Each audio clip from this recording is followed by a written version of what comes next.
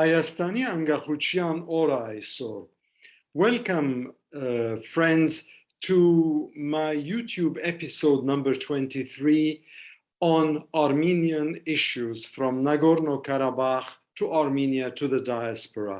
Today is Tuesday, the 21st of September, and today Armenians in the Republic celebrate their 30th anniversary of independence, which they gained from the then USSR in 1990. So on this occasion, I'm going to share with you a few thoughts, checkered thoughts perhaps, a couple of stories that might help me make a couple of my points, and the joy of knowing that today is the 30th anniversary, 30 years that we've struggled against the odds, and 30 years that we've managed one way or another, helter-skelter, to maintain the Republic. Let me go back with you to the 1970s. My mom, who passed away a few years ago, went to Armenia in the 1970s. It was then part of the Soviet Union. It was one of the Soviet Socialist republics. It was not an independent country. And I still recall the preparations that she made when she, alongside a number of other women friends of hers, decided to go together and visit Armenia to see what is the drawing power of this country for Armenians living abroad in the diaspora across all continents. And of course, the preparations entailed a lot of things. You couldn't just jump on a plane and go to Armenia, to Yerevan, then, as you might do today, COVID notwithstanding. Then it was a question of getting the right permits, getting the right visas, making sure that you went in an organized tour and that somebody there, a guide, who pretty much was a chaperone, probably keeping an eye on the group on behalf of the authorities, would meet you and stay with you from the minute your plane touched down at the airport, the old airport, and to the minute that the plane took off and you went back to your home. But that's not all. Other than the logistical and administrative and touristic arrangements, there were other issues also that my mom was preparing. We had friends, students, young students in Armenia who were studying. At the time, you might not recall, certainly the younger generations might not recall, that a lot of Armenians from different countries, particularly the developing countries who could not afford to pay lots of monies to go to Western universities, would go to Armenia in order to pursue their university studies.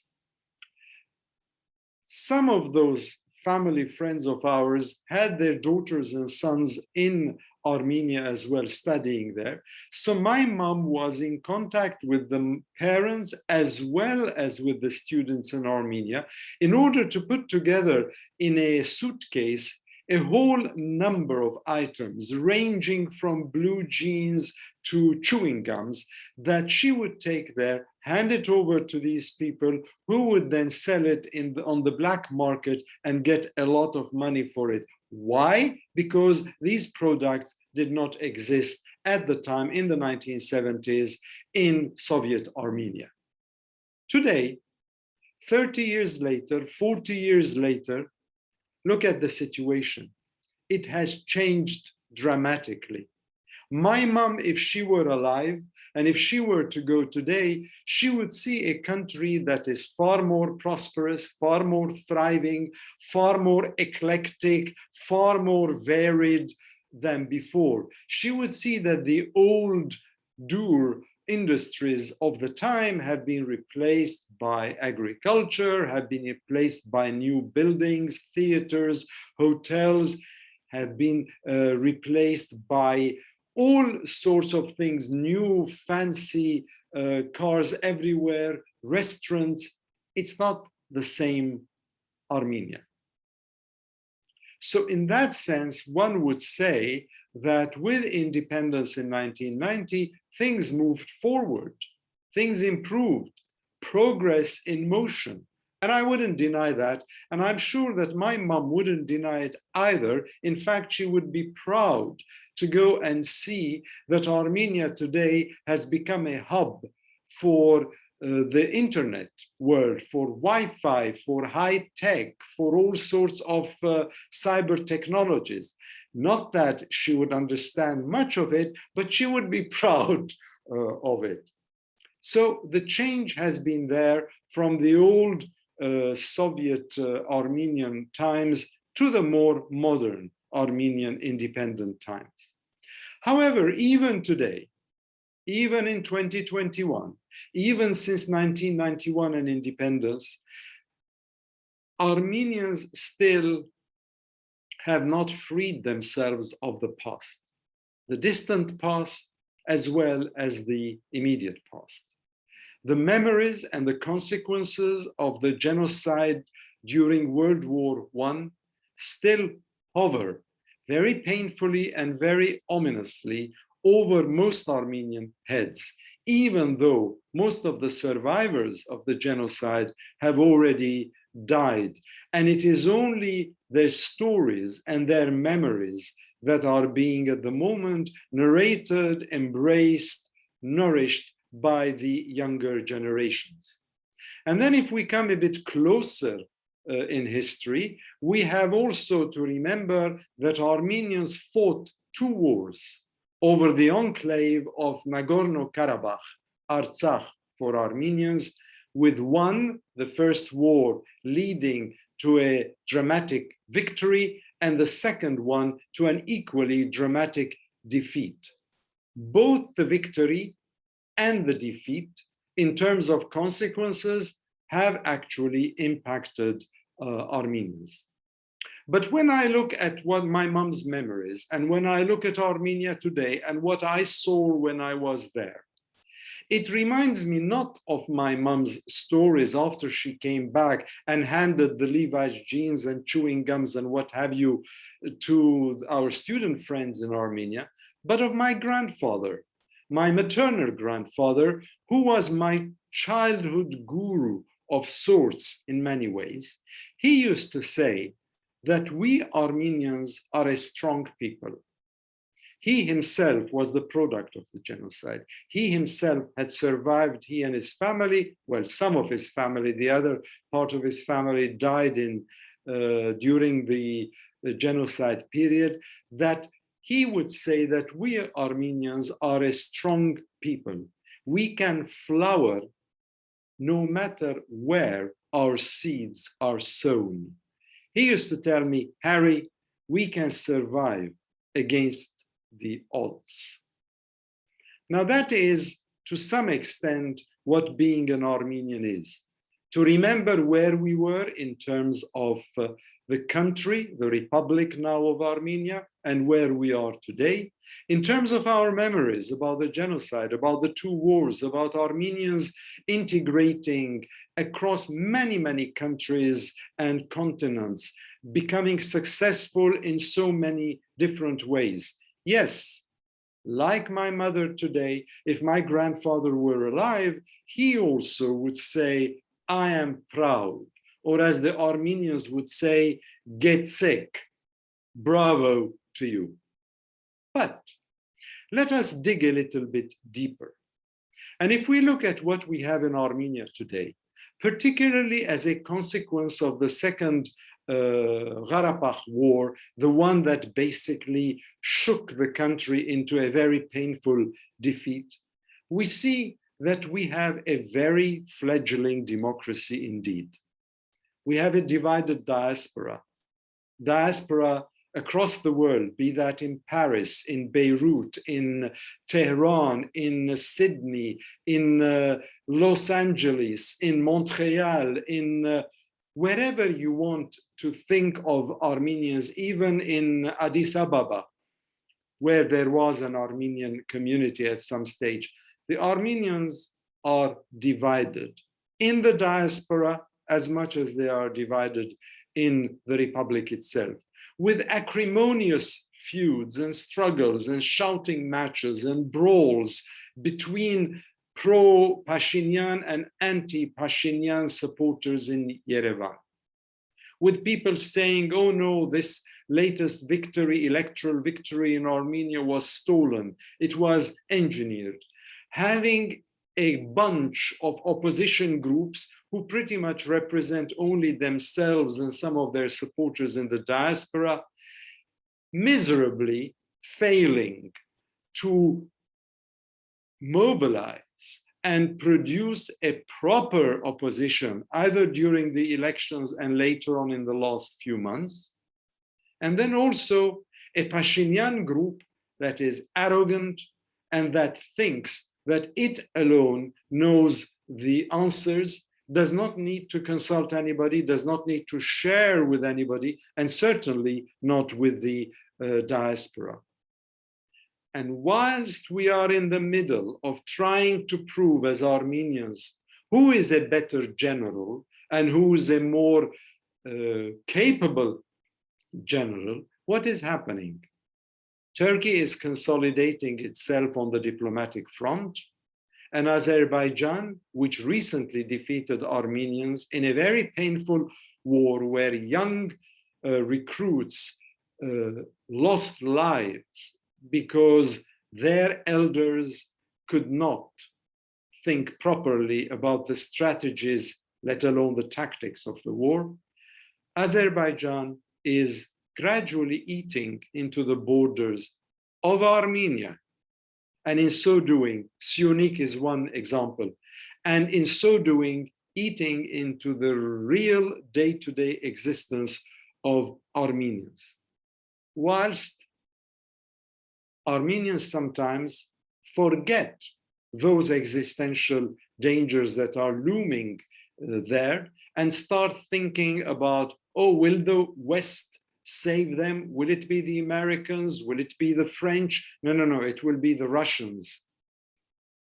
And the Republic remains in danger. So my message, first message as it were, as I celebrate the idea of the independence, if not necessarily its details, I would say that if we Armenians in Armenia and in the diaspora were to strengthen the future of Armenia and make it as prosperous as my grandfather thought it could be anywhere in the world, we should pontificate less, be pompous less, and focus not necessarily on what we lost in Nagorno-Karabakh, not necessarily on the sacrifices of the genocide during World War I, but on the Republic itself, on Armenia itself. This land, this small land, whatever has remained of it post-World War I, that a lot of people call our fatherland, our Hayrenik in Armenian. In fact, it's quite funny because I used to discuss this with Archbishop Nathan Hovhannisyan when he was the primate of the Armenian Church of the UK and Ireland here in London, just down the road from me.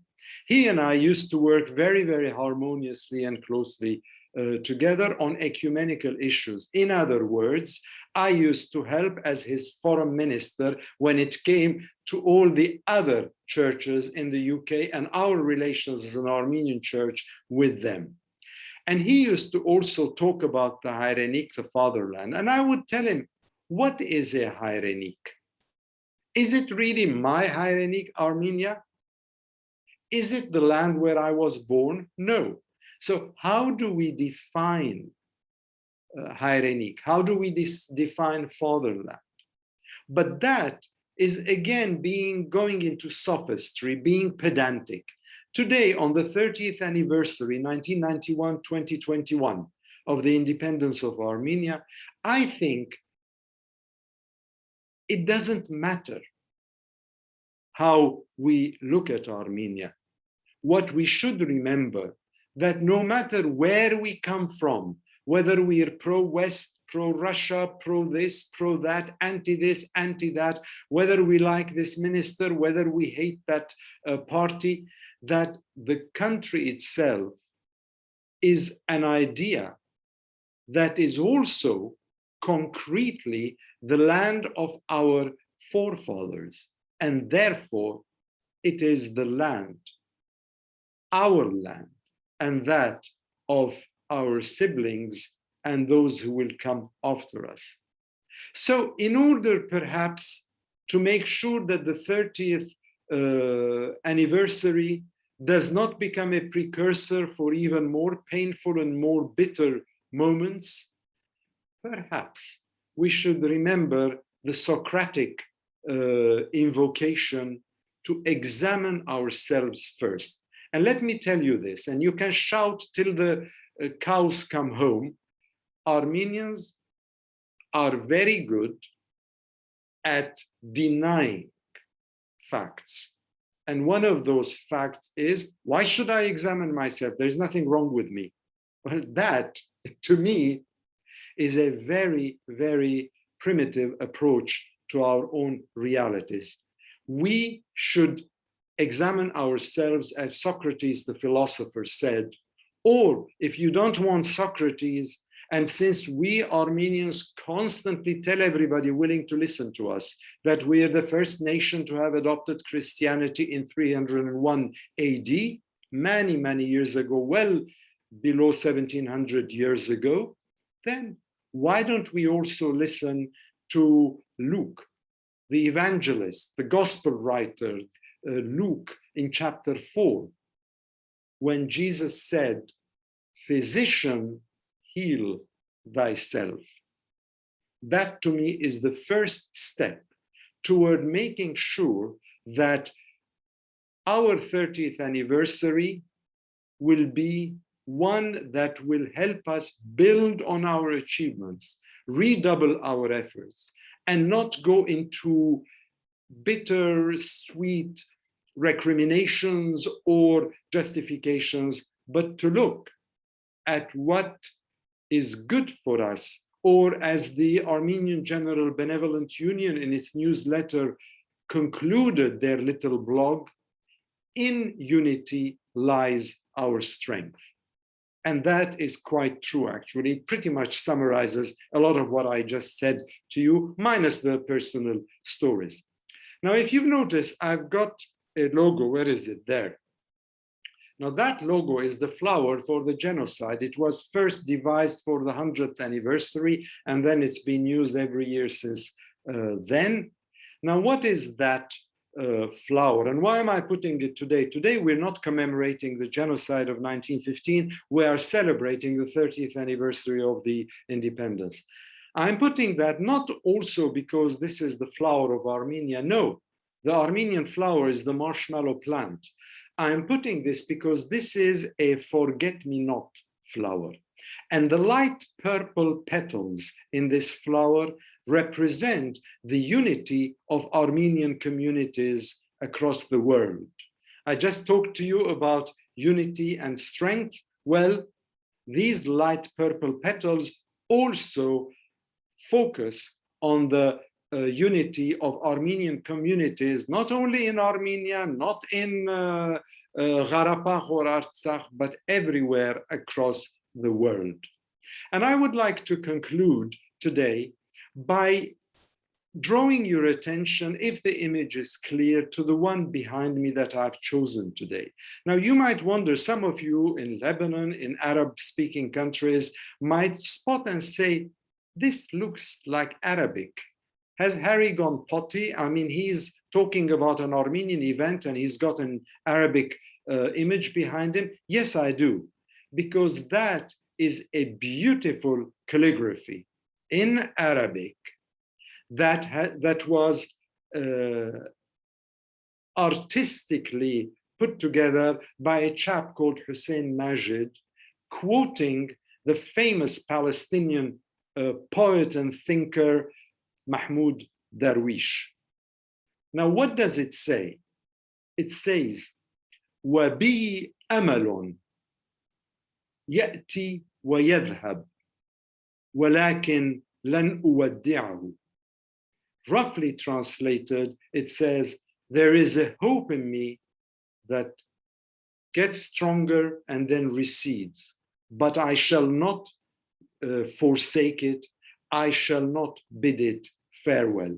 And to me, this quotation from Mahmoud Darwish is what should be our driving force, whether in Armenia or elsewhere, for Armenian communities remembering or celebrating the 30th anniversary. So, all the best to you all, and I hope that the 31st anniversary will be one where we will have started to take steps to do a triage, to use an NHS language, between what is urgent and what is not urgent. Take care and all the best.